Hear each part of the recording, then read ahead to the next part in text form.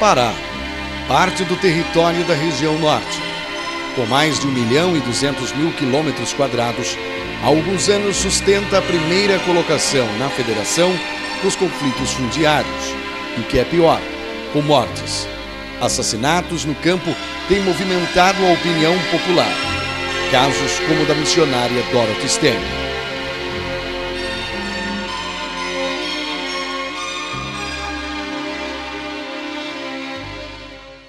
Era aqui em Anapu, no sudoeste do Pará, que a missionária americana Dorothy Stang lutava pelos direitos da terra. Sua batalha foi paga com a própria vida. Dorothy foi morta no dia 12 de fevereiro de 2005, quando seguia para o hoje conhecido Projeto de Desenvolvimento Sustentável Esperança. 5 pessoas foram acusadas de participação no assassinato. Vitalmiro Bastos de Moura, o Bida, condenado a 30 anos de prisão, hoje cumprindo pena em regime semiaberto. E Regivaldo Pereira Galvão, conhecido como Taradão, atualmente o único preso em regime fechado. Os 2 fazendeiros foram apontados como mandantes. Os outros 3 são Amair Feijoli da Cunha, Tato, intermediário e mentor das novas informações, Clodoaldo Barbosa e Raifran das Neves, o Fogoió, que atirou 6 vezes contra a freira. Julgados e condenados, juntos eles somam 122 anos de pena. Nos dias que antecederam a morte da missionária Dorothy Stang, Anapu também vivia uma outra situação difícil. Além dos conflitos fundiários, os crimes ambientais. Até uma força-tarefa foi enviada para a região a fim de combater a extração ilegal de madeira. Era um esquema criminoso gigantesco. Até um selo com o nome estampado de uma empresa financiadora foi usado. A marca servia para apontar as cargas de madeira como intocáveis por qualquer fiscalização.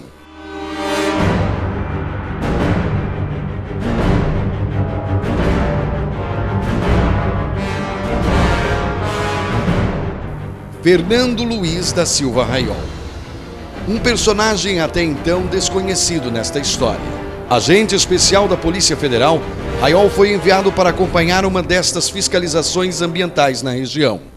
Afinal, milhões de metros cúbicos de madeira estavam sendo extraídos de forma ilegal em Anapu.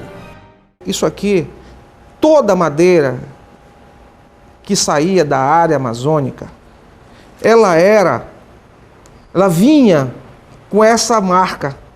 Eu cheguei a arrancar isso aqui, eu arranquei da árvore. A Polícia Federal podia ter o órgão de fiscalização mais sério que fosse ali. Isso aqui era intocável. Eu não estou falando uma mentira, nem estou inventando, que houve até CPI sobre a situação. Esta situação aqui é que estava dando revolta nos colonos. Revolta naquele pessoal da Transamazônica. Isso aqui gerou o início e outras provas ilícitas e outras coisas que levaram a irmã à morte. Isso gerou um conflito. Foi feita uma fiscalização, eu passei 30 dias eu fiquei na Transamazônica sem fazer nada. O nosso delegado, quem comandava a nossa equipe, era o delegado Thomas, era um gaúcho, uma pessoa muito séria. Um senhor muito, vamos dizer assim, que quando viu que nós estávamos sendo usados, né, na região, ele pediu retirada. Não, nós não vamos ficar mais nisso, que nós não somos para ficar dando guarita para essa irregularidade. Existe, dentro da Polícia Federal, relatórios sobre isso. Não fizeram nada. Eu cheguei a arrancar esta placa aqui da madeira, que comprova isso. E aí começou esses conflitos. Ao invés do Estado pegar e dar uma sustentação para acabar com a coisa, não. Deixa que quanto mais confuso a coisa, melhor para nós. O caso Dorothy tem muito a ver com este homem. Amigo pessoal de Dorothy, Raiol é considerado um verdadeiro arquivo vivo de informações importantes que podem mudar a história deste crime cheio de interrogações. A pedido do ministro da Justiça, ele chegou a fazer a segurança da irmã durante alguns meses em Anapu. A Polícia Federal me designou para ser o segurança da irmã Dorothy. Para onde ela ia, eu ia junto. Como você tem aquele dia a dia com aquela pessoa, você passa a ter uma amizade. Com qualquer pessoa que você costuma, como eu costumo fazer esse tipo de serviço, segurança, a irmã Dorothy se tornou uma grande amiga. Ela me contava tudo o que tinha, o que acontecia na época. E ela tinha realmente uma grande intriga com o Tato, né? Eu descobri aí. Tinha outros lá também que eu não recordo na época. Mas a irmã Dorothy, eu mantinha contato por telefones e telefonemas e tal.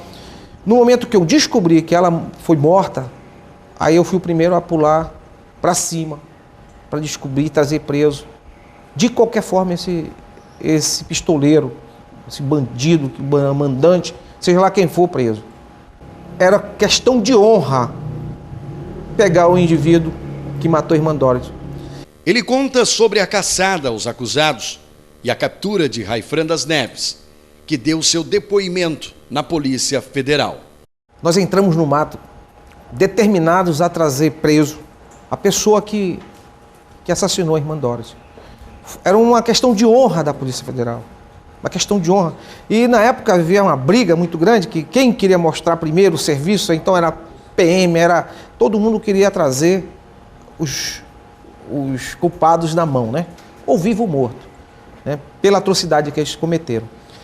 Né? E durante essa investigação, nós entramos no mato, nós descobrimos todas as rotas que eles tomaram dentro do mato e a gente no calcanhar dele. Né? No entanto, que um deles, que foi o Raifran, o apelido dele era Fogoió, ele não aguentou a pressão. Era helicóptero, polícia para todo lado, ele não aguentou e se entregou na Transamazônica. No momento que ele se entregou, foi encaminhado, a Polícia Civil foi o primeiro que ouviu a situação. E pressionaram muito o cara. Pressionaram o cara e no final ele disse que através dessa pressão que fizeram em cima dele, que quem tinha mandado matar a irmã Dorothy era o próprio filho que ela criava, que era o Chiquinho do PT. O Chiquinho do PT, a irmã Dorothy criou desde criança, era o filho do coração dela, né? O que acontece? Saiu várias equipes, tal, acabou ali o momento, acabou, vamos prender o Chiquinho, aí correu todo mundo, saiu todo, já acabou, né, delegado? Aí o doutor Valdir disse, não, eu vou liberar para a Polícia Federal, encaminhou, eu levei o Raifran até a Polícia Federal, nosso posto lá, que nós montamos, e, no entanto, ele estava fedendo demais, fedendo muito e com fome, né?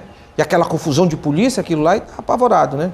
Aí o delegado Alame, nós fomos ouvir o Raifran, só que eu usei um método que é um método numa situação dessa, de que se usa a pessoa como tivesse, vamos dizer, eu trouxe a mãe dele. A gente chama, como é o nome desse tipo de entrevista? É o emocional, a gente usa o emocional. Aí eu trouxe a mãe, a irmã, a namoradinha dele, separado. Cheguei para ele, tu vais almoçar, nós demos comida para ele, almoço. Ele estava fedendo demais, tomou banho, dei sabonete para ele, o meu sabonete, ele tomou banho. Peguei a minha roupa de dentro da minha mala e dei para ele vestir. Tá tranquilo? Aí ele disse, tranquilo agora, fale com a sua mãe. Aí ele conversou com a mãe dele, choraram. Meu filho, fale a verdade para os homens. Aí nós já tínhamos conversado com ela, nós pedimos para que ela falasse para ele falar a verdade, porque o que ele falasse ali seria uma forma do próprio juiz entender que ele cooperou com a justiça. Inclusive a pena diminui por causa disso. Então nós falamos com ele e ele pegou e abriu tudo para nós. Abriu. Quem foi que atirou? Quem atirou tinha sido ele mesmo que atirou. Ele confessou, o réu confessa. Ele que tinha atirado no irmã Dorothy. Contou como foi. Toda a situação. Que ele não aguentou a fuga. Que ele estava com fome, não aguentou, que ele era da cidade. Não tinha para que ele matar a irmã, ele não sabia quem era a irmã. Você está me entendendo? Em nenhum momento foi pronunciado a palavra Bida e Regivaldo Taradão. Nenhum momento foi dito isso. Foi perguntado exaustivamente e não foi. Ninguém falou nada disso. Você não achou estranho na época? Eu achei estranho. Eu achei estranho porque a Polícia Federal foi com o intuito de realmente elucidar aquela situação. E acabou ali a situação, naquele momento. Quer dizer, levantar barraco e ir embora. Levantar barraco está feito. Não tinha mandante. Não tinha mandante. Foi concluído que o Tato foi de livre, espontânea vontade que foi lá e matou, mandou, deu a arma para o Clodoaldo e o Clodoaldo entregou para o Raifran. E o Raifran matou a irmã Dorothy. Porque essas pessoas que eles estavam incriminando, que eu já estava com raiva, assim como toda a equipe da Polícia Federal, o civil estava correndo atrás do Chiquinho do PT para um lado. E a Polícia Federal estava aqui, agora nós sabemos da verdade, a Polícia Civil está correndo atrás do PT. Chegou a ser anunciado na imprensa que o Chiquinho do PT está envolvido. Você está compreendendo, né? Aí, nessa confusão toda, aí você informa a Polícia Civil que o Chiquinho do PT não tem nada a ver com a situação, né? E, no entanto, ele chamou todas as equipes, eu comandei todos eles na Transamazônica, o doutor Alan ficou na cidade cuidando do processo, e eu fui para a Transamazônica. Com 7 horas da noite, estava marcado para meia-noite para pegar esse cara, na ponte. 7 horas da noite nós pegamos o Clodoaldo.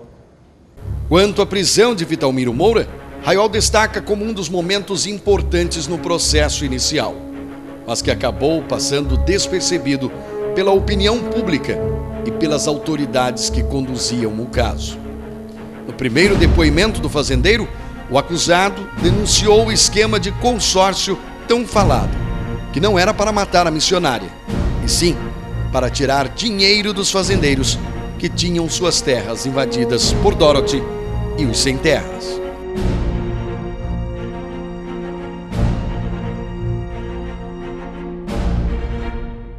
Fernando, quando o Bida foi preso, Certo. você acompanhou todo o depoimento, acompanhou tudo a partir daquele momento? Este momento foi um dos momentos mais cruciais da missão, né? No momento que o Bida se entrega, né? Aí fazem aquela, vamos dizer, aquele aparato policial, helicóptero, aquele negócio todo, e encaminham para uma sala para ser ouvido. Primeiro termo de declaração tomado pelo Bida, né? O Bida, nós ficamos numa mesa grande, a cabeça da mesa era o delegado Marcelo.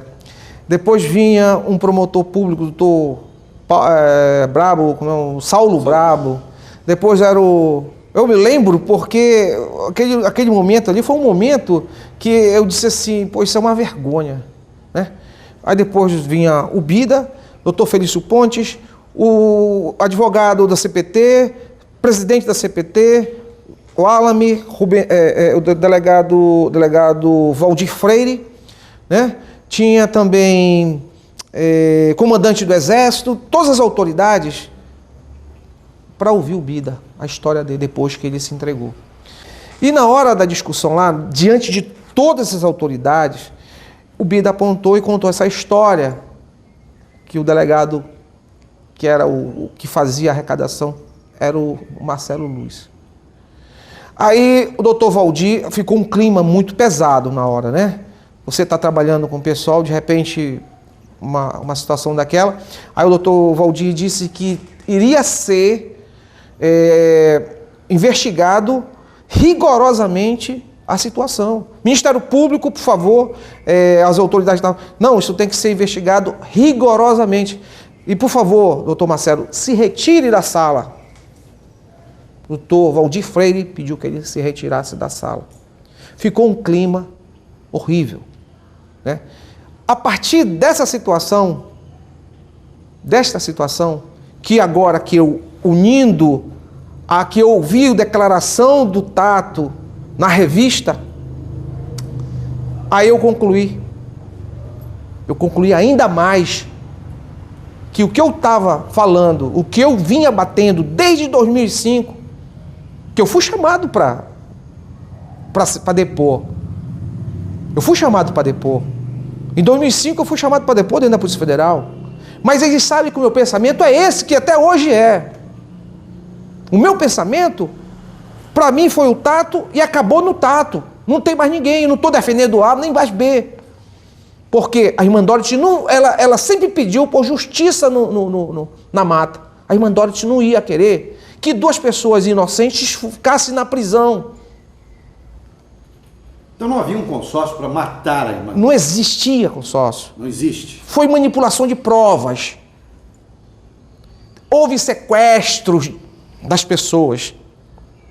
Sequestraram pessoas da família desses 2 que estão sendo... E uma coisa muito grave, porque tem gente muito importante nisso, e eu não estou falando à toa porque eu tenho provas, documentos. Eu provo isso. Eu não estou aqui falando à toa, não. E tudo que eu falo aqui eu tenho como provar. O agente federal afirma que sempre acreditou em outro desfecho do caso Dorothy. Como, por exemplo, a inclusão de novos personagens no processo. Baseado no depoimento de Amair Feijoli da Cunha, o Tato, a revista Época de março deste ano, onde revelou que a arma que matou a missionária foi dada pelo delegado Marcelo Luz, Raiol lembra o dia em que conversou com a esposa de Tato, antes de o acusado ser preso. A esposa do Tato, ela falou que, primeiramente, que ela foi ouvida pelo Dr. Wallamy na sala, e após o depoimento dela, ela desceu a escada e foi andando pela Transamazônica aos prantos. Ela e uma criancinha, ainda muito bebê, de mão dada, chorando muito, e eu achei aquilo ali perigoso, porque a cidade estava, né, querendo vingança pela morte da irmã Dorothy. A esposa dele, a dona... Meu nome? Elizabeth. Dona Elizabeth, ela saiu chorando. Eu peguei a caminhonete, falei, doutor Wallamy, essa senhora pode dar algum problema com ela na estrada aí, porque a população está revoltada, né? Pode acontecer uma coisa. Se o senhor me permite, eu vou levar lá na residência dela. Botei a esposa do Tato dentro do carro e levei para casa dela, no caminho, que é lá no finalzinho da cidade. No caminho, ela foi conversando comigo, e quando chegou na porta da casa, ela me falou, chorando muito, dizendo que ela nunca imaginava que o marido dela era capaz de matar a irmã Dorothy. Apesar do conflito que havia entre os dois, aquela confusão que havia entre os dois, ela nunca imaginava que ele tinha até a coragem de matar a irmã Dorothy. Depois que eu fiz a entrevista com a esposa do Tato, a senhora Elizabeth, que o Tato, com a arma na cintura, aquela situação todinha, desde 2005, eu venho batendo na minha cabeça, eu como policial experiente, descobri quem foi que deu a arma, quem foi que determinou a morte da irmã Dorothy. Após eu ter lido a reportagem da revista Época, né, isso ficou mais claro e evidente como policial experiente, que tudo aquilo que foi feito, a manipulação de provas que foram produzidas para culpar o senhor Bida e o senhor Redivaldo, foram coisas forjadas para encobrir o verdadeiro mandante, o verdadeiro culpado pela morte. Porque se não tivesse dado a arma para o Tato entregar a Clodoaldo, e Clodoaldo entregar para o Laranja do Raifran, esse crime não tinha sido cometido. O verdadeiro mandante, o verdadeiro culpado da situação está solto. Eles encobriram, ele mesmo produzia o pedido de prisão, mandado de prisão para o juiz, determinava tudo para encobrir. A pessoa que deu a arma era o mesmo delegado que solicitou para o juiz, pô. Enquanto as pessoas estavam fugindo no mato ainda. Isso é uma coisa muito simples O que foi feito disso? diante de toda essa canalhocracia que estava ocorrendo na Transamazônica, buscando verba para pagar, campanha dos prefeitos da época, tinha que ser coberto com essa situação. Porque se abrisse um fio da meada, a coisa ia ficar feia. Por isso que não pediram a federalização, não pediram a federalização do processo. A federalização, claro que eles não iam fazer uma coisa dessa nunca. Porque iria ser feito uma investigação criteriosa acima disso. Essa investigação, cabeças coroadas iriam rodar. Raiol decidiu abrir o jogo sobre tudo após ter sido alvo de uma chantagem. Diz ele ter sido armada dentro da própria instituição que defende há quase 30 anos, a Polícia Federal. O policial decidiu denunciar o lado podre de delegados e agentes corruptos da PF. Apesar de afirmar estar sendo perseguido e ameaçado de morte, ele insiste em dizer que tem todas as provas e que vai até o fim com as denúncias, custe o que custar.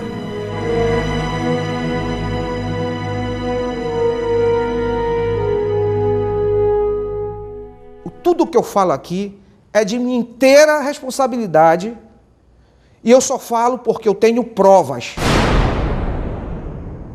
E eu quero que venha me contestar do jeito que eu estou falando aqui. Nada de papelzinho, dizendo, olha, é porque a Polícia Federal prendeu ele usando isso, fazendo isso, aquilo, outro. Não, eu quero que venha e fale. Porque no meu processo, até o camarada que foi preso em flagrante deu um nome falso. Colocaram o cara como nome falso. O juiz recebeu o cara com identidade falsa. Os documentos solicitados que foram colocados para início do grampo telefônico foram documentos falsos. Uma vergonha. Uma instituição que eu dei meu sangue, que eu dei a minha vida, usar de meios artifícios fraudulentos para chegar a um ponto que chegou. Estou aqui falando a verdade. Eu quero que venha e me conteste. Dizer que não botaram o cara não estava com nome falso. Dizer que não colocaram o documento falso. Dizer que não fizeram denúncia falsa, que sumiu de dentro do processo. E você está disposto a ir até o fim? Eu vou até onde for, meu irmão. Eu já estou com pedido no CNJ para depor, porque o que eu tenho guardado é muito pior do que isso que eu estou falando. É muito pior. Envolve delegados, envolve tráfico de droga, tráfico de influência. Envolve coisas piores. Meu advogado está me segurando, não quer que eu fale ainda. Porque eu quero ir no CNJ. Eu quero ir no CNJ. Aí vamos ver o que é que tem por trás de tudo isso.